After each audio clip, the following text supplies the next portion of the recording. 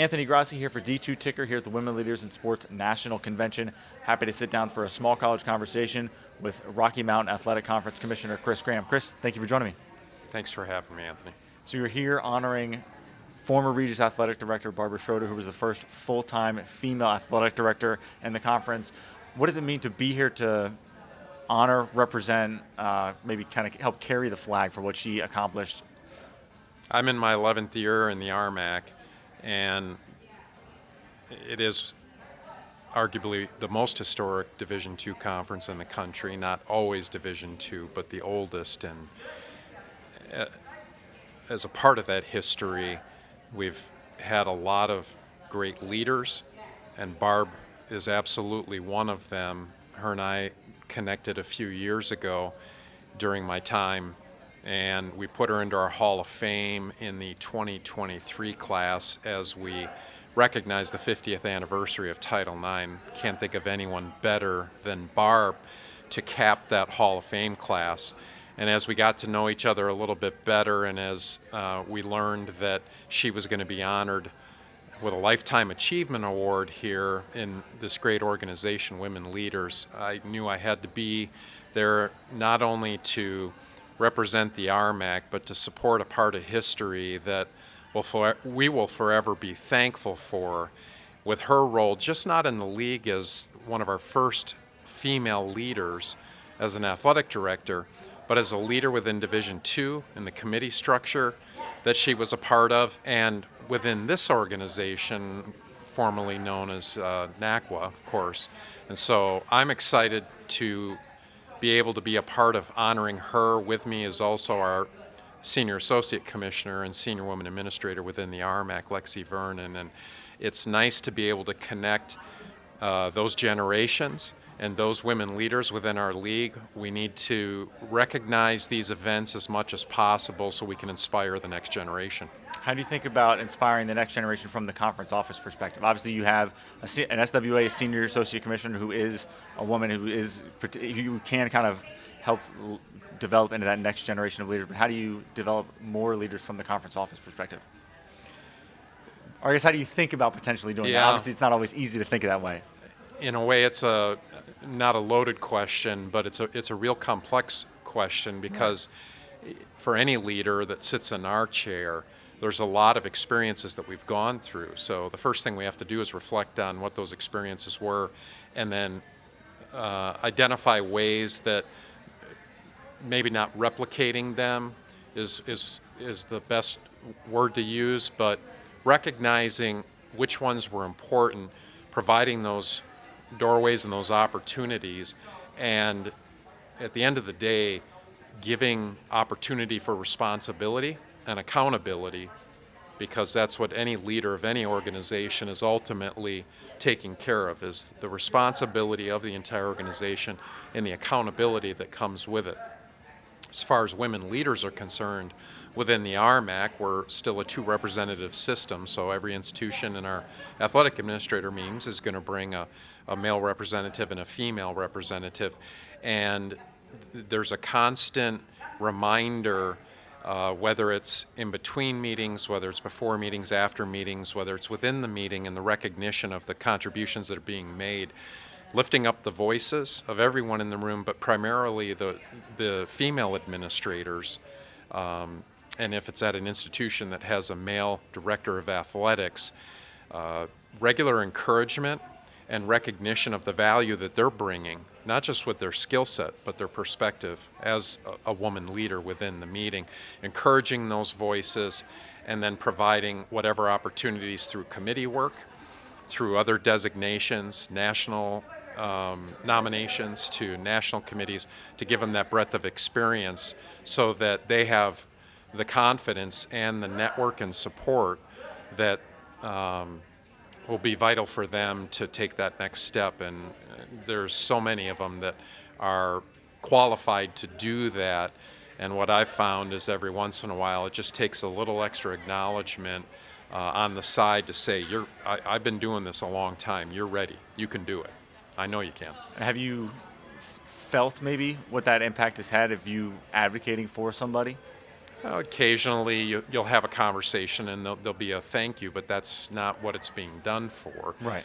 A little background, I'm a father of 3 daughters, and admittedly, as I went through college athletics in the late 80s and early 90s as a student athlete, women's athletics at the time just had it was not on my radar whatsoever. We knew the other women's basketball players, we knew the softball players. I played 2 sports in school, and you knew them, and you knew you were kind of in the same realm, but even at that point in time, there was a significant lack of understanding on my part as to the role they were playing in developing their sport, particularly at that time. Mm-hmm. Nor did we even consider what we could do as male student athletes at the institution to show support.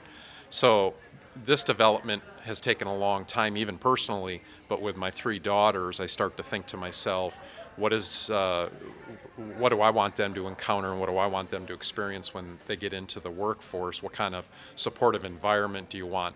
And it's not as though we're looking at delineating between a male and a female experience. It's just understanding that that the experiences they have are seen through different frames and in different ways, and honestly, in better ways.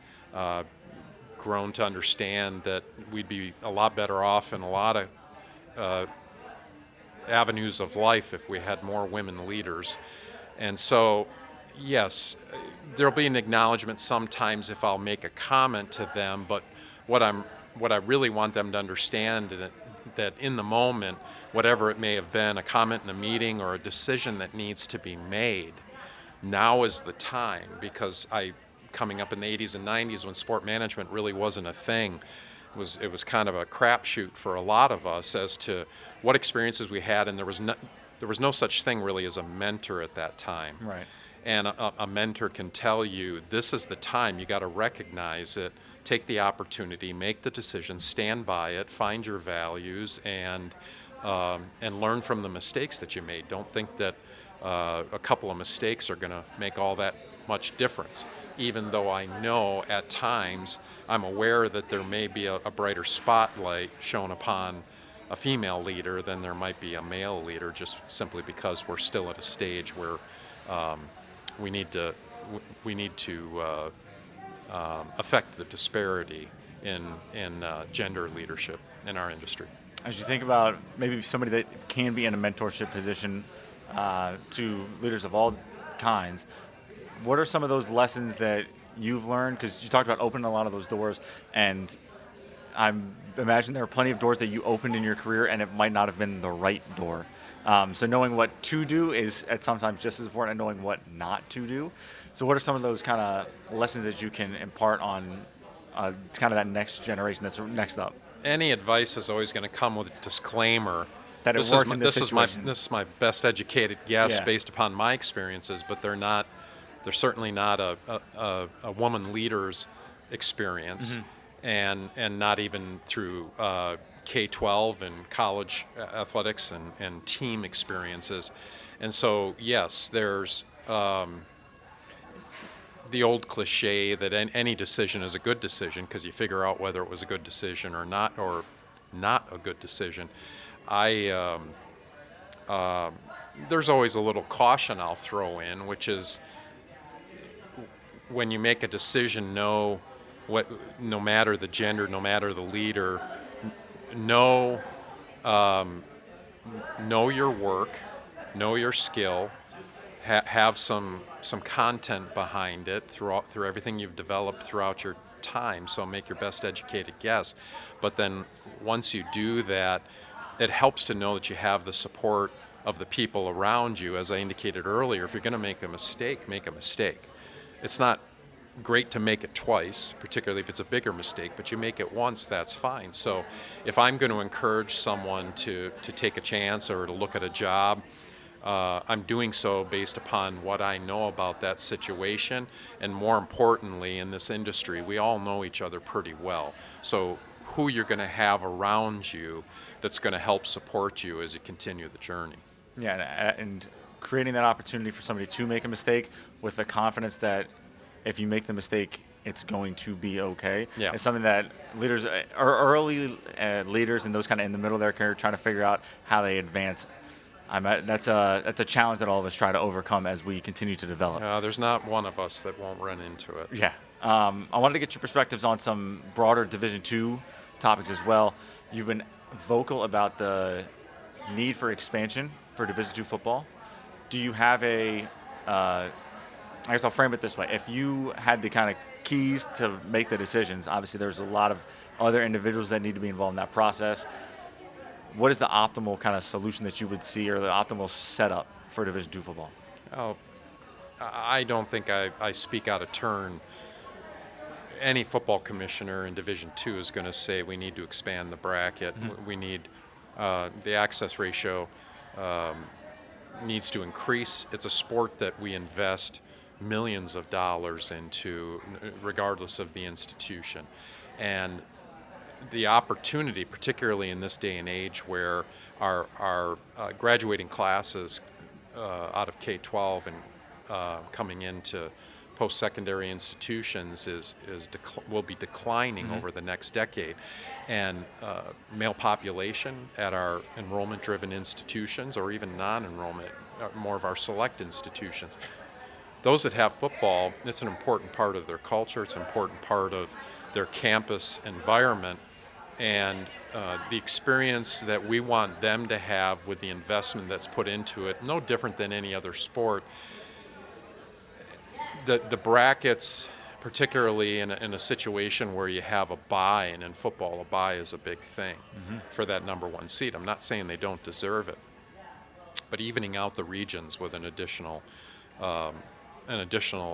team into each of the 4 regions and expanding by 4 is something we've been talking about for quite some time. There's a number of my colleagues that are even more vocal about it. I just happened to speak to it as I felt I needed to at our media day recently, because we have a competitive football league. We have a handful. There is some disparity, but it's quality football across the board. But we do have 3 institutions on a regular basis that can compete at the national level, and a lot of our conferences are that way, and we want to be able to provide as much access, no matter the region, to those deserving teams. If I had the keys, I've been my time has sunsetted as a leader in the league, at least at the committee level, and I greatly enjoyed it. There's a lot of smart people in the committee structure, those that represent football conferences, that are going to get it done. We have to respect the structure we have in place, which is a triennial budget. I know that there are many of us that feel that that's something that we should look at again. It makes a lot of sense, because just to have some rhyme and reason to what we're spending, why we're spending, and doing it responsibly is not a bad thing. But we believe there are some cases where we can make exceptions, and we know that that's got to be done within the governance structure in a way that respects the governance structure, but hopefully gets taken care of, so we can be more proactive instead of reactive in these cases. There are voices by some that think the regionalization concept, maybe football specifically, there may be certain other instances of it, is maybe hindering the ability of the football championship to be a competition of the best. So, which is kind of contradicts the mission of Division II. So how do you kind of parse that out? Well, I referenced values when I was talking about supporting leaders, and especially women leaders, and no matter who you are, you got to have your values. We have decided for quite some time, even before my time in Division II, that one of our values is regionalization. And of course, the purpose of it being so that there's not this pressing need to go beyond your budget in order to find a national schedule in order to get into the tournament. So we all know that it can still serve a useful purpose in trying to maintain budgets, but I know the interest, which I would say there's some in our league, and our league overall would have interest in discussing it and pursuing it further, a more national bracket once the teams are determined within the region, in order to maintain cost containment. Looking at a national bracket I stand behind the fact that despite the outcome of the two national championship games the last 2 years in football, Mines was one of the best teams in the country. Matchups were not great, and so you can argue on the other end that, well, if you can't match up and it wasn't a good outcome, then they weren't, one of the top two teams. If you watch the games, if you watch the games, you can understand that Harding might play a to the unique average style fan. football, But let's go back to Georgia's whooping of TCU 2 Right. years ago. You can put together as many brackets as you want, but none of us are smart enough to know that we're going to get the perfect national championship game. Mm-hmm. And so I think there's tweaking that can be done. If you're trying to do it to find the best national championship game, I don't know as you're ever going to have a guarantee to do that. But our committees are smart. They know the teams. They watch enough football, basketball, volleyball, whatever it is you want to bracket nationally. And we're one of the top leagues in all those sports. Would any conference commissioner love to have an all-RMAC volleyball championship in Division II? Absolutely, I would. But would I understand that that might not be the way it works out? If I can get one team in, that's going to be a great thing. Yeah, if it's in the best interest of our budgets, particularly during these times, then I'm supportive of tweaking it. I'm supportive of looking at ways to make it more competitive. I still think the selections need to come regionally.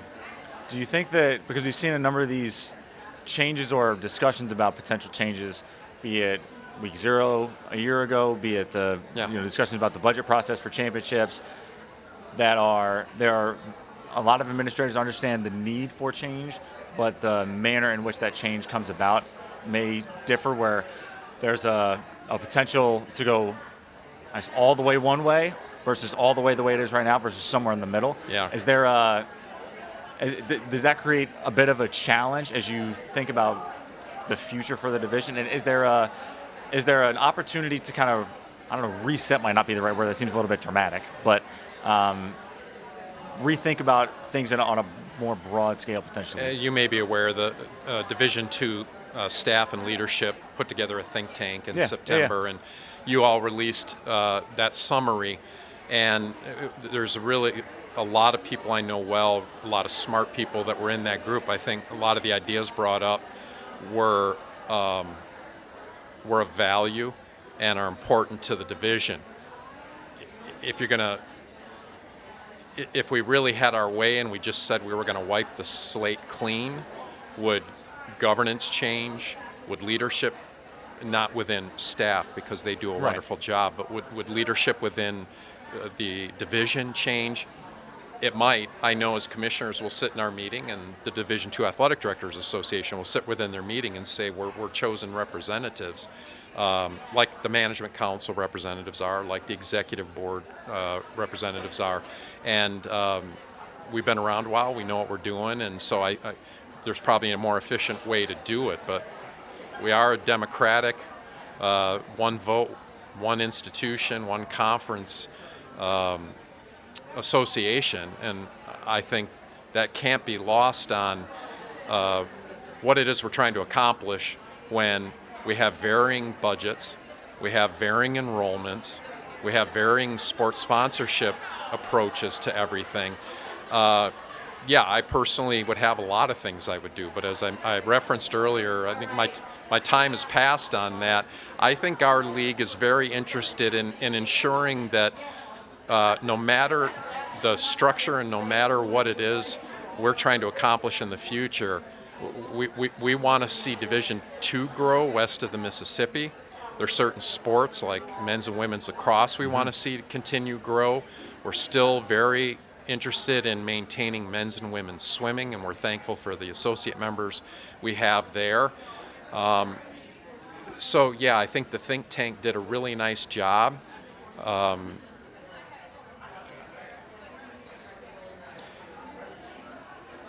We're going to have a meeting of Commissioners and Athletic Directors Association in another week, and I think there'll be a lot of discussion about whether we can be more bold and whether we can be more progressive, because everything is changing in front of us, and I know the purpose of the think tank was to discern whether or not we are in a position to properly react to what's going to be handed to us through the courts, through Congress, and from our Division I brethren, and what we should be positioned to present to our membership in order to make sure that Division II is as strong as it possibly can be. I guess I think this last question is kind of maybe another big picture challenge, but you've mentioned kind of being your time on committees has passed. I'm curious how you think about kind of your role broadly. Obviously, you're a commissioner of the Rocky Mountain Athletic Conference. You're, like we said, one of the preeminent Division II conferences, but you still have a valuable role, an important seat in the room and the discussion. How do you think about kind of how you use that voice? Well, I want to tie my answer back to the first few questions about supporting women leaders. In any organization, we've got to learn to trust each other, and those that get appointed to management council, those that get appointed to a championships committee. Do we get ourselves boxed in sometimes by the structure and the rules and the policies we agree to? Sure we do, but there's a process to go through that. I see my role as supporting those who are the next voices, those who deserve the opportunities to be in those positions, and I still have a lot of smart colleagues in the Commissioners Association that my philosophies and thoughts are aligned pretty closely to theirs. We're going to differ on a few things, but my role is just making sure that we all remember that we can trust each other with the things that we want to see happen. And if we don't like it, there are plenty of ways to go about addressing it. We have representatives, we can write letters, we can sit on a podcast, and we can talk about it. You know, I could say some controversial things here, but I think there's plenty of people to make the bold statements nowadays. So lifting up the next generation of voices, because if it's the same people like me making the same comments, and I don't see us getting forward. There's a lot that can be learned from those of us that have been around long enough, especially my colleagues that have been in Division II much longer than I have. But if we don't prepare the next group to address these issues, and as I said about the women leaders, put them in positions of responsibility and accountability, then we're not doing ourselves a service to make sure our student athletes are cared for in the future. Fantastic message to end on. Chris, thank you so much for joining me. Okay, thank you.